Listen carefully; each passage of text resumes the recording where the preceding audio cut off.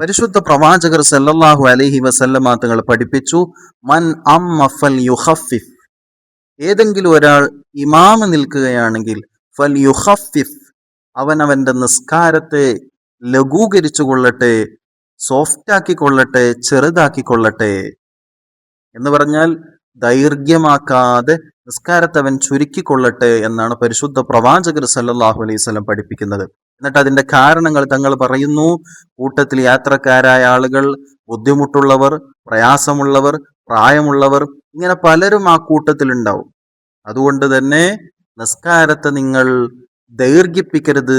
മൻ അമ്മ, ആരെങ്കിലും ഇമാം നിൽക്കുകയാണെങ്കിൽ ഫൽ യുഖഫിഫ്, അവനവന്റെ നിസ്കാരത്തെ ലഘൂകരിച്ചു കൊള്ളട്ടെ. എത്ര മനോഹരമായ പാഠമാണ് പരിശുദ്ധ പ്രവാചകർ സല്ലല്ലാഹു അലൈഹി വസല്ലമ തങ്ങൾ പഠിപ്പിക്കുന്നത്. ഈ ദീൻ എന്ന് പറയുന്നത് ആരെയും കഷ്ടപ്പെടുത്താനുള്ളതല്ല.